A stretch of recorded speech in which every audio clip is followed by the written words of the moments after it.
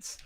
No, like Not even getting that movie any should have been trying to 20 no, minutes to don't 30 minutes. Save short. it, Davan. But, Save it. all right. I don't want to hear you speak a blasphemous thing about that last movie until we get to it. Yeah, no, I'm me and Murph are well aligned. It's a good movie. Make Coherence It's a good movie. too, shall we? Let's get into Yeah, theater. right. Let's two, Let's we have get all up in this. Coherence from 2013, starring Emily Foxler, Maury Sterling, and Nicholas Brendan, directed by James Ward Burkett. That's not. Did I somehow miss the main actress? Yeah, I did. Oh well. Didn't you say her name? Isn't it the No, Fox? I don't think Emily that's Foxler. her. Yeah, That's the her, main isn't it? actress. Yeah. Oh, is it? Okay. It's also All got right. one of my TV favorites. I'm getting her last name. It's Elizabeth. Oh, did I not write this down? Oh, I'm gonna hate myself for not writing this down. You think she reminded you of an actress? No. I know exactly what she's from. Basically, for the old show Highlander, The Raven. My mom was a big Highlander fan. Therefore, I am also a Highlander fan. And Mom. That's a really odd thing for a mom to be a fan of. That's cool. Though. Yeah, Emily Baldoni. That's the one I was looking for. Emily Baldoni. Yeah. That's her real name. Wow. That's this girl's real name. I didn't write her name. I was looking at this. No, IMDb. Anyway, it's Elizabeth. Elizabeth, come on, Grayson. That's right, Elizabeth Grayson. She played the Beth character in the film. She plays the Highlander Raven spinoff because there was a Highlander show and then a spinoff with her character. Yeah, that's where I recognized her face. So when I saw her in this movie, the one with the Karen haircut. Yeah, she's the one with the short blonde Karen hair. haircut. And, Yeah. The one that brings the ketamine. Yes, the tall guy's wife. Yeah. Yeah. All right, cool. I never watched the Raven. I watched the normal Highlander show with Adrian, whatever his name is. Yeah. But and I dug that. I mean, mostly for the Queen intro, but. Here we are, Princes of the universe. Yeah. All right. All right. Let's get all up in this. Refresh with Let's the go trailer, here. shall we? I love that old timey production company logo. Oscilloscope. They made good films. Amir's bringing Laurie to dinner. Amir's a total jackass. Did you know your friend? Everyone else still not have service? I got zero. On the news, they're talking about the comet. Yeah. Wheeler's comet. After it passed, people get lost. They would end up in the wrong home. And they keep telling people that this can happen. The chicken tastes like All right. tuna. It must be Miller's comet. The whole neighborhood is out of power, except for a house about 2 blocks up. Mike, is that door locked? I'll check it. Baby, stay away from the door. I can't stand this. I'm gonna go see what's Not going on. I'm without sorry, the but I'm rest going. of us. See that? Oh my God. This is bad. This is really Wait, bad. what's the box? That was at the other house. Oh my God. Baby, what did you see? Hugh, what did you see? Do you know who to trust? We don't even belong here. Everybody knew about We this. thought He you told knew. us. He told us. Everybody knew about this except me. We have to just get through the night, okay? We are not from his house. We are visitors. I'm crossing all kinds of boundaries. I don't want to be stuck here. What is going on?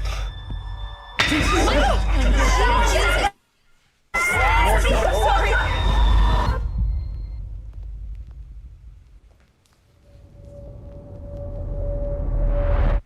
When you say stop. Yeah, this is my kind of movie. My kind of movie. These are my favorite kinds of movies. Like, my favorite kind of movies are like my favorite kind of Star Trek episodes. They can just be people in a room talking, and it like they have a great concept, a great script. The storytelling is tight, so it's like it all fits together nice, and good performances. This is a good movie. I like this movie. Yes, this movie for me had the things that was lacking in Man from Earth. Incredible lighting. Well, I wouldn't call it incredible, but good lighting. Lighting where I could see everything. Really good performances. Whoa, and Man from Earth had great performances. Tony Todd, John Billingsley. Man, come on now. It's passable performances. This one had more believable performances. And maybe that was just entirely how they acted it compared to each film. Who knows? This movie clearly had more money spent on it than Primer and Man from Earth. I mean, Like, Yeah, the director actually. Nicholas Brendan made more money on this than all the money spent on Primer, which was like $7,000. Oh, I highly doubt that. The budget wasn't that high in this movie. You can kind of tell Yeah, the way but it's Primer, it was literally like $7,000. like there are certain movies you yeah, can look Primer at and you made can tell. 7,000, But Yeah. Shane Yeah, Carruthers made it's- way more off of Primer than this movie made off of itself. Yeah, I would Well, say it's Prim- probably correct. Primer's 'Cause a better movie. it built his career. This was sort of a like a side project for a director that already had done some things of note and writer. Yeah, he conceived of this. I don't movie know because this he's like, James what if Ward everyone Burkett? was just in one room? That was his like inspiration for this film. You know. Yeah, That's what's all right, awesome because well, it forces you to write an interesting script. Like I hate movies where it's just like we don't have to write any good script because we'll just jump through buildings and drive cars through trains and like we don't have to actually write a movie. Are you Write particular? people talking to Are people. you referencing a particular film series that may or may not have reached its 10th sequel recently? It's a great example. This is Okay. like a great example, but like those aren't movies to me. Yes, Like, they're Mission not even Impossible, movies. you're They're right. just things I agree. slammed together. Tom I don't like Cruise. Mission Impossible movies either. No, I didn't see the last one, but a friend of mine whose opinion I generally respect when it comes to movies said it wasn't very good. No, this is a great movie. I think this would make for a great stage play. Actually, it'd be cool Me if somebody too. were to write It would this. be a as play. really good stage play. Yeah. It wouldn't be hard to pull off either. Yeah, I'll play I don't the know. tall guy I who was gets a digging head this wound. film. I was digging this film. You know, like you said, Davan, the camera work isn't the greatest. There's a reason for that. Apparently, we'll get into my movie rehearsals about that. But ultimately, That's not I a was able downside to for me. gloss over it. Just you like know? it not in Primer. In this type of movie, that stuff just doesn't matter, really. Because it could be a stage Yeah. play, like Andre says. And on a stage play, you're like, oh, I would have enjoyed that play if the lighting had been a little better. It's probably not going to come up. Same deal. It's just like it's what the people are saying that matters. I mean, You can honestly- close your eyes and watch this movie and Primer. I want to take a middle line sliding toward Murphy a little bit because I've been in plays, many, but sometimes if you do something creative with the lighting that matches the theme of the play, it can enhance the experience. Oh, you can enhance the experience. I wouldn't say it's not a worthless part of the show. It's certainly important. Like, I never disagree I never with saw The Murphy Man that from Primer... Earth, so I can't agree or disagree with how that is depicted. This one, it's lit okay. It's lit like it's. To me, it's lit like they didn't use a lot of like floodlights. It's mostly just No, lighting they in the used- house. Yeah, Like they house used- is they normal, used ambient extra lighting. lamps. They tried to Man make it from look, Earth- They've got like 4 extra lamps in each scene. and they tried to make Man it from look Earth is like the most static. a of the more 3 movies, essentially. realistic, like because I'm not sure what the script looked like. I'm guessing it was probably a lot of ad libbing because they had it in a way that people would talk over each other and stuff, which is more normal the way people talk as we're doing right here. So it's movies. It's not like oh my god, a Sorkin script or something where it's all really tightly planned out and there's to every little pause. But That's Man what from Earth, Primer's literally. like. And Primer, like you have to hang on every word in those. Yeah, well, movies. so it's This a- one's not well- like that. It's just they just have to hit the story points. well, I Here's the mean, difference. it can Primer very. Primer Good. deleted a scene, and Man from Earth cut out 2 lines from its entire script.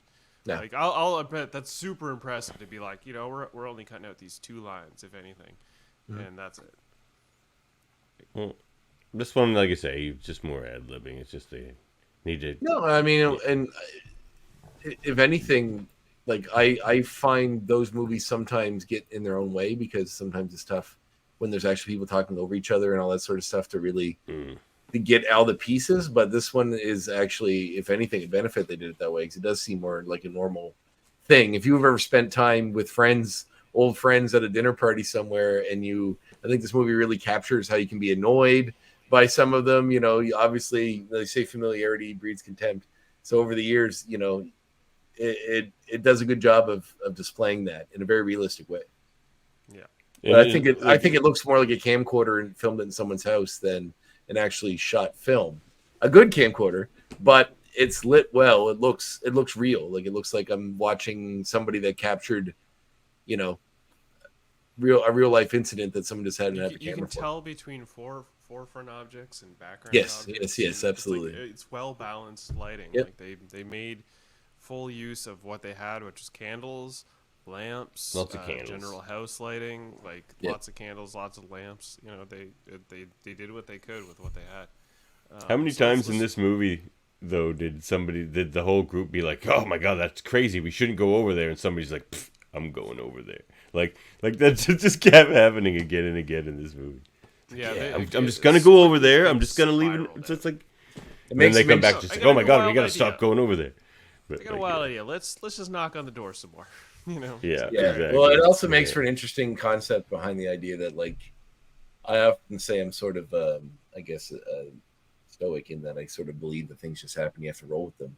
But there's also a level of just like accepting that the universe is random and that you can't really control anything. And when bad things happen, they just happen. So I like that this movie even gives you the concept that even if you were smart and you didn't do anything, you stayed home and hung out with your friends until this passed, you're still not safe. So, you know, Yeah. as we see near the end of the movie. So, The you know, last 30 minutes of this film really tie it all together in a way that makes it Yeah. like solid. Because I was wavering a bit middle. I'm like, okay, all right, I want to see. It was. Well, let's get into it, shall we? Because all the things they talk about start to happen. All the things like, well, we could do this, we could do this, we could do this, and they don't do. Other versions of them do, and it's just like, yeah, it's just like, ah. you said doo doo. Yeah, you said doo-doo. Sorry, I didn't know this. So yeah, Coherence 2013. 8 friends reunite at a dinner party in California when a comet is due to pass. Kevin, played by Maury Sterling, asks Emily Baldoni, if she wants to come with him on his business trip to Vietnam.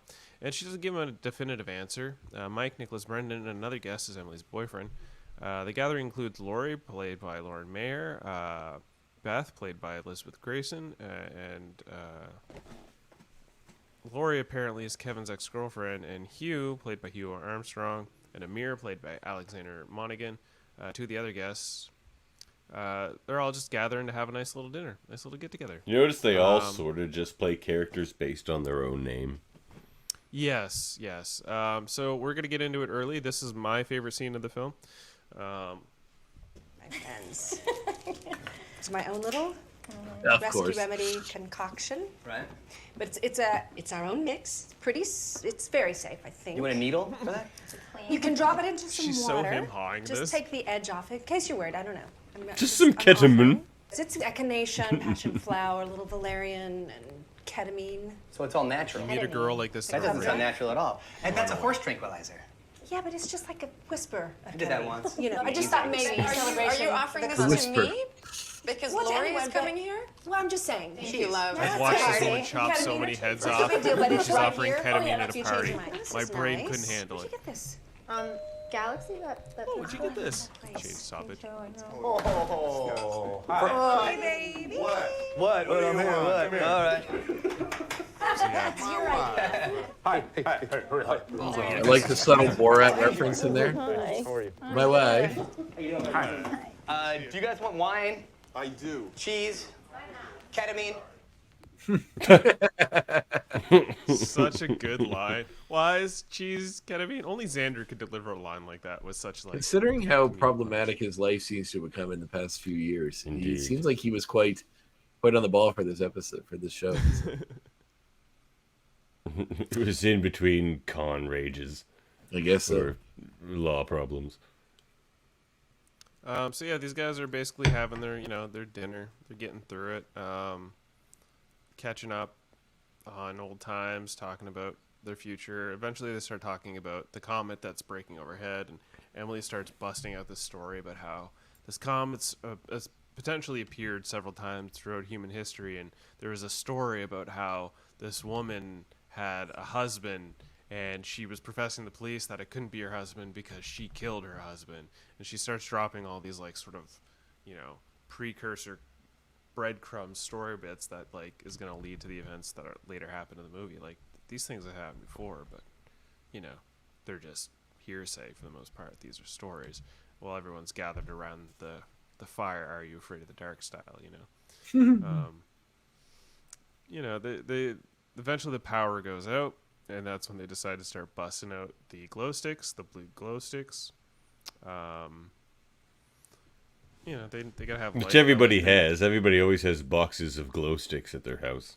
Yeah, I've got a stack like in my closet somewhere right now. Actually, Not just one box of glow sticks. I keep several boxes of glow sticks. Multiple just colors. Also, yeah, 2 boxes of different colors, one of blue and whatever. This guy might just be a solid raver. Like maybe he's just maybe. Well, I mean, they got the ketamine. Like I said, if you meet a girl at a rave and she's offering you ketamine, go the other direction. You better have a glow or, stick. You know, maybe take it with caution. Who knows? So yeah, the street. They noticed that one house at the street still has power, and then they decided to investigate. But when they return, they discovered that there's a broken glass that they hadn't noticed before. Not power, lights on. There's light. Yeah, there's light on. This sort of alludes to the first like crossing of the Great Black Void, and I think they ended up in the wrong house because this is like the first sort of clue that they may have ended up in a different house because of the broken glass that they didn't notice before. Yeah, because they're like, so when did that happen? Yeah, so Hugh and Amir decide to visit the other house to use their phone, and everyone's like, "What do you mean use their phone?" He's like, "Well, they gotta have a phone. Come on, let me just go use their phone, right?" Because he keeps being like, because my buddy told me if something weird happens with the comet to call him right away. It's just like, what are you talking about? His brother told him, which is awful convenient that like there's one person in this supernatural event that just happens to have a brother that is like a experiment, like a theoretical physicist that has a theory about what would happen when this particular comet goes overhead. He sends him a book about gravitons or whatever. Well, yeah, the wife had it in the back seat of the car, and he didn't even know about it until it became relevant later. Yeah. So, Hugh goes off, and he ends up returning with a mysterious box and a cut on his forehead. The box is containing like a ping What's in the box? And photos of themselves. You know, I've never actually watched that film, but I know. Oh, wow, I think you'd love it actually. Based on the posters on the walls behind you, I think you'll love it. I've been meaning to watch it, but it's like I have it spoiled for me, so I'm like, okay, I'll just put it off until. It's still good. It's still good. Good movies are still good, even if you spoil it. They shouldn't, but if they get spoiled, they're still good. Yeah.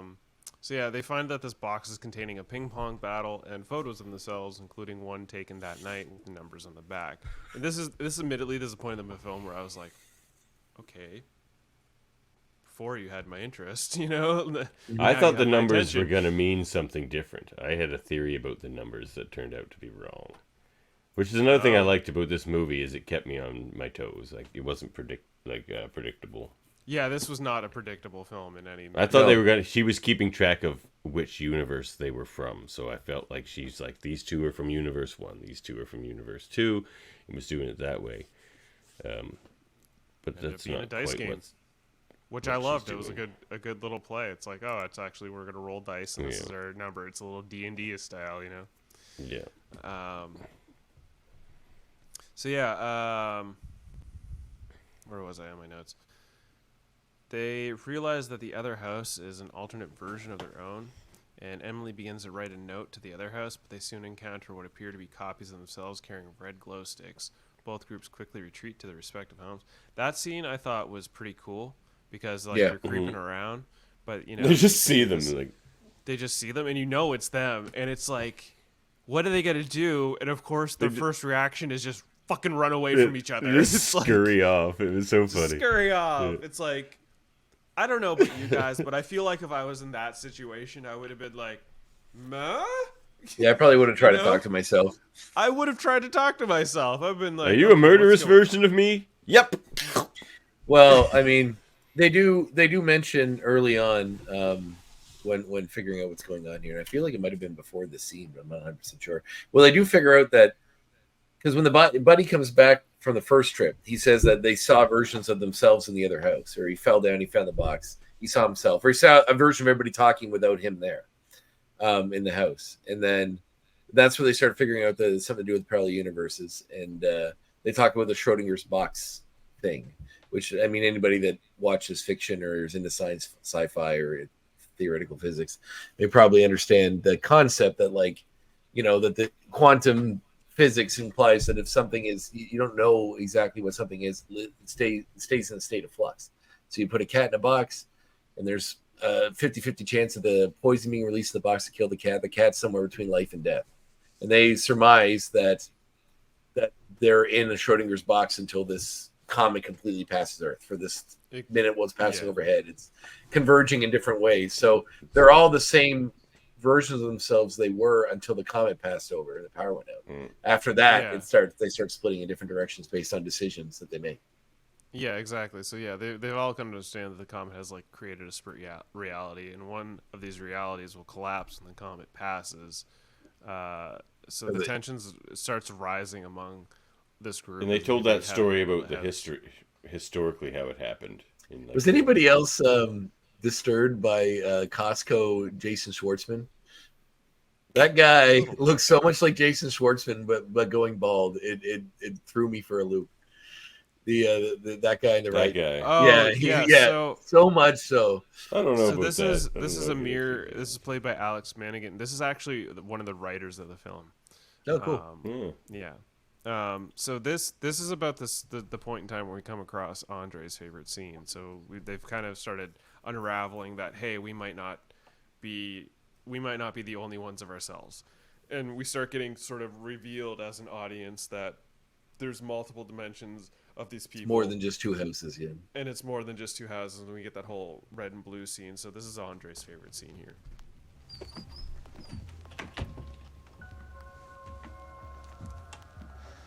So we'd established before that the house we knew at the beginning all had the blue glow sticks. So this is when we realized these two aren't from the original house. This is when I was so hooked into this film. This was the moment I was all in. Yeah, ditto. Get the fuck out of here. Okay. It did take it up a notch. I was already in, but Take the box. yeah. The box. This is what. Hey. You okay? Where'd you go? I need a drink. Hey. It does escalate pretty quickly in that when they're like, okay, well, there's another house and there our house, and so we're both in the Schrodinger's box, which means that one of these realities may collapse. We're not quite sure how that's going to go down. So what we should do is kill all of them to ensure that it's That's our Xander's reality. plan. And it's like that escalates to a level that's pretty high, like really extreme right away. Yeah. So that was interesting. But it does kind of play a little bit into it because he obviously is a dude that he has a drinking problem, as we established, and he doesn't trust himself. So he's an actor. It's almost like he was on the series Roswell, which I thought was funny that's because somebody supposed to be a nod because he was actually on Buffy. Yes. Yeah, but which is another show around the same time. But the idea that it's not so much that he's just a guy that's thirsty for blood. He honestly knows that the other him would think the same thing and doesn't trust himself, which I thought was kind of interesting. Me too. Yeah, so after much discussion, they decide against it, realizing it would only lead to more violence. So they consider stealing physic notes from the other Hugh's car to hinder the other reality from gaining the same knowledge. However, before they can execute the plan, they receive a blackmail note indicating that there's another version of Mike is aware of their intentions. And as paranoia deepens, another version of Mike arrives, further unsettling the group. I believe this is roughly the point where Davan's favorite scene kicks off.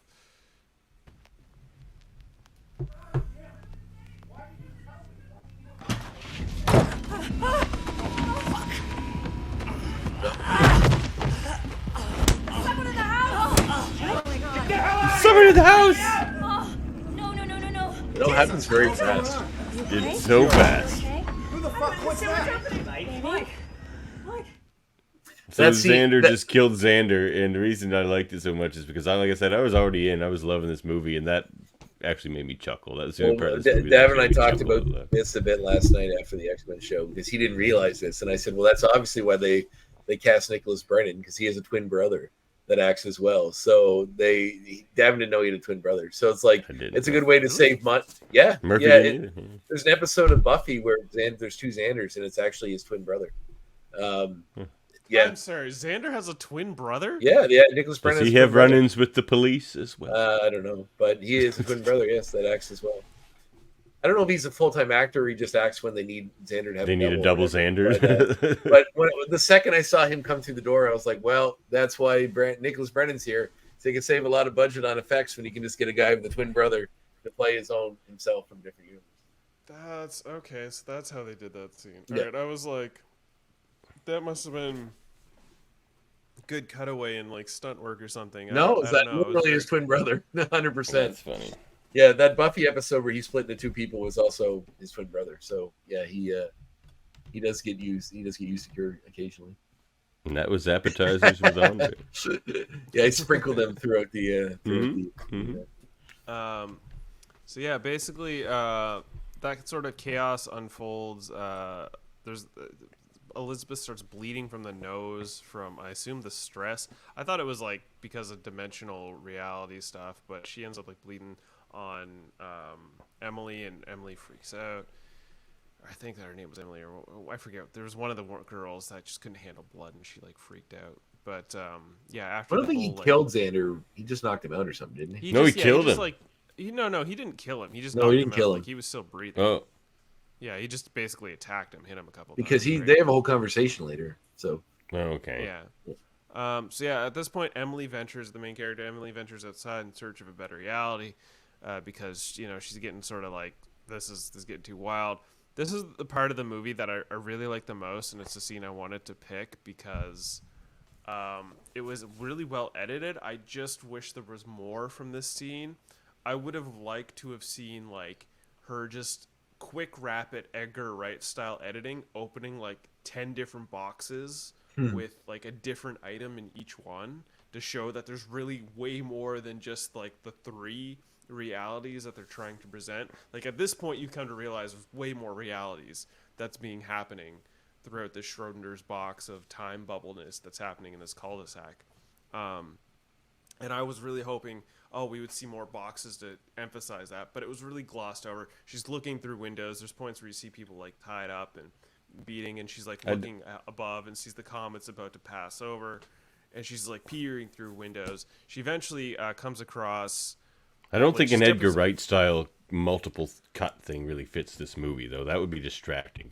Maybe not an Edgar Wright style, but just like more just maybe 3 or 4 more shots of a boxes opening. Like she opens a box, maybe she's peering, she opens another box. Just something to emphasize a few more.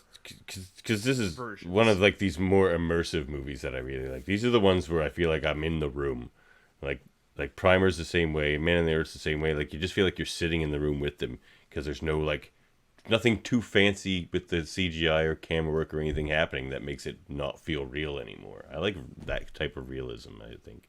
Yeah, I'm not saying that realism needed to be taken away. I'm just saying I personally would have liked to have seen her open about like more clues, 5 more boxes with different objects to really emphasize the fact that there's multiple more realities. The way they did it, she opens like 1 extra box and then she's peering through a couple windows, and like it gets the point across. But I feel where would she get the more boxes? She just opens. She does. What do you mean? Where does she get the more boxes? Well, they stole that box. Where they're putting the box. Yeah, one reality steals a box, but there's supposed to be multiple boxes because there's supposed to be multiple realities. You know what I'm saying? Yeah, yes, but they would have to go get those multiple boxes. Is all I'm saying. So when in the movie but does the that scene happen? in this scene in particular where she's wandering, she creeps up on the house where they all agreed they're putting a box, hiding a box. Yeah. She finds that box and opens it up and pulls out like a monkey doll, which was never talked about at any point throughout the movie. Earlier on they established that they like, because when they got to the scene where they found the photographs, like we're towards the end of the movie here, right? This is when she goes. Yeah. So early on, they established, and she figures out that almost hardly any of them are from the original house, and that when they walk through the blackness to go to the other house, it's almost like they wind up in another reality. It's not 2. There's a bunch of them. So and they all cross through it except for maybe 2 characters. So she figured out, based on deductive reasoning as to what was in the boxes when she asked them what was in the original boxes and stuff, because each one to figure out how their house was unique, put their own random item in, and then roll the dice to give themselves a number on the back of the photos so they can keep track. Yeah, so Elizabeth and the other chick who was high on ketamine stayed in the house. And then but everybody else is from weren't in their original house. 1 was green, 4 was blue, 2 were red, or 4 was red, 2 was whatever.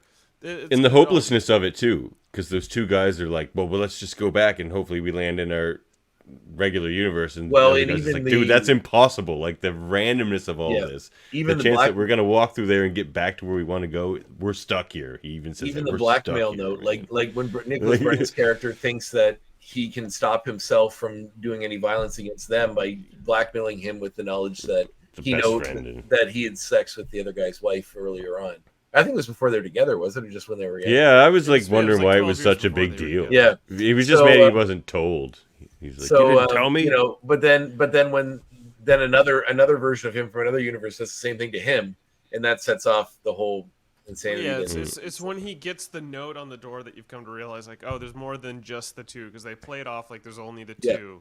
And then you're like, oh, wait, there's actually 3. And then about 10 minutes later, you're like, oh, wait, there's probably like 500. Yeah, because each of them in the house had... Oh, yeah, exactly. And each shadows of them had, and wandering, yeah. Yeah, each of them had different items that they had in their box when they talk about it. So could be an and that's what tips her off. That's what I'm saying. It would have been really cool. Just add like in the scene. Oh, I see, like a flash Emily of each wanders by herself, and she's okay. So Emily is desperate to find a happier version of her relationship with Kevin. So she's wandering through. She leaves. Actually, sorry. Go ahead. She leaves the place where she's like noticing the chaos. So she's like, okay, I need to find the place where me and Kevin are still good. And within that, she stumbles upon a reality where her double had agreed to go to Vietnam with him. And believing this reality to be better, she ultimately subdues her alternate self and plans to take her place. So she starts to kill her. To kill her and take her out of the picture, right? What she should have done is knocked her out. What she should have done is knocked her out and dragged her to the Nexus and thrown her in. Yeah, exactly. That would have made more sense than trying to hide the body in a car. Yeah, but like again, she leaves the house originally and she crosses the Nexus and she like discovers one box with the monkey and stuff in it. So I was wanting a few more boxes to be opened and really emphasize it. But she looks through windows and all that stuff. She eventually finds this reality, subdues herself, knocks her out, and then I think she knocks her out and puts her in the trunk of a car. But she gets out of the trunk of the car, starts crawling through the house. So she drags her into the tub or the bathroom and kills her. Takes her ring because in the struggle she loses her ring, so she takes that ring, which sets off an unparalleled, which kind of goes back to Primer if you think about it, because Primer talks about having to have, if you don't do the exact same things, it could set off a whole bunch of chain reactions. And the fact that that's why they lock themselves in a hotel room every time. Yeah, so the fact that Emily wasn't wearing her original ring because she lost it in the tussle, and she ends up wearing the alternate Emily's ring. Yeah, and that ring was in the bathroom on the floor. Yeah. That like enters this whole splitting thing. But the comet passes, her ketamine high is over. She wakes up. She thinks it's all rosy. Her and Kevin are gonna live well and stuff. But he comes to her and he's like, "Hey, I found your ring in the bathroom." And while she's looking at the ring, Kevin gets a mysterious phone call from her number, which raises suspicion that, the other Emily's alive, and then the fucking movie ends with this like huge cliffhanger. Leaves you uncertain about what's going to happen in Emily's true identity. And it's a really solid and spooky ending. The movie, it's sort of quick chill, and then it just like goes so leave that look. He turns and looks at her, and that's when you realize like that look. That guy was a good actor too. But I love that idea. I didn't mean to cut you off earlier, but I was just excited about that. When it's like, who amongst us has been in a social situation and been so annoyed or pissed off with friends or other people, and you're like, just to leave it all behind and go find a better version of it that you can insert yourself into. Like, it's such a fantasy. It's so fun that they injected that into this sort of idea where it worked out. Which performance would you hold up? For me, I guess it's Emily. The main character? Yeah. Yeah, she's very good. Yeah, I'd pick Emily. I'd also pick Xander. Yeah. Like he was living his full like him, and it added to the cast, that added. He was kind of like a jerk the whole time. You're just wondering why all these people are his friends. Like, yeah, everybody has a friend like that, though. Yeah, I guess. Like someone you knew from when you were younger that you just hold on to, even though you probably shouldn't anymore. I'd let those all go. Oh yeah, cut them loose. Yeah, I agree. Probably the main girl. I mean, I like Nicholas Brennan too. The guy that played Hugo Armstrong, the tall guy, he actually was pretty solid. I liked him. I feel like I've seen him in other Canadian movies before. This seems Me like a too. Canadian movie, but I don't think it is a Canadian movie. no, but he might be Canadian. I don't know. He seems like someone I've seen in low budget somethings before. I'm trying to figure out what it was, but anywho, yeah, I liked him a lot. I thought he was pretty good, so I'll go with him just to pick something different than you guys. Okay, setting aesthetic. I liked it. It's simple. Like I like that. I don't like too much fancy camera work. As soon as the camera starts spinning, I start to hate the movie. It was nice. It wasn't extra. It was just what it needed for the simple concept-driven movie. I liked it fine. Oh, I know exactly what I know him from. He was on an episode of The Blacklist, which I used to watch. So, yeah, that's definitely where I saw him before. I enjoyed the setting and aesthetic. Lots of warm toned lights and stuff like that. The camera work could have used. There's a reason why the camera work is so jumpy. And when I learned that, I was like, okay, I'm a little more forgiving. But like realistically, that was probably my only gripe with this film. Was like, there's a couple times I'm just like, whoa. Yeah, there were a few jumpy camera things, and almost like a bunch of like cuts to black, which I discovered. You're gonna bring this up as a Murphy morsel? And like fuzzy cuts, morsels, but like, it's more out or less of focus into the story that there is a reason, but we don't really know what the reason is because they do. I thought it was a design choice to like be like reflect the confusion. It actually is. I was gonna save it for one of Murphy's morsels, morsels, but the movie cuts to black at like 2 seconds, 3 seconds, 5 seconds, 5 seconds, 7, 9, 19, 27, 32, 34, 106, 118, 122, and 123. So that's why it seems so tight, because they all happen within like 2 minutes, a minute and a half. So he says they signify something, but he won't say what they are. So it's kind of like up to you to figure out what it is. But there's probably a pattern and something to do with the event going on, or maybe a Fibonacci sequence or something that I don't know. But I think from what I was reading, it's more or less to indicate the jumps between realities, because there is some theory that some of the scenes we're watching is actually of the different households. Oh, those are the minutes, not the seconds. I'm sorry. Yes. Yeah. So it's the second minute, the third minute, the fifth minute, 7, 9, 19, 27, 32, 34, hour 6, hour 18, hour 22, and hour 23. So yeah, I started to think we were viewing different households. Yeah. So that may be it then. But because there was no divergent, like they said, there was no cut to black around 16, which was when the divergence happened between the realities. So we're not sure what else it means. It might mean something else. I don't know what, but people are trying to figure it out apparently. Well, we've been getting into them anyway, so.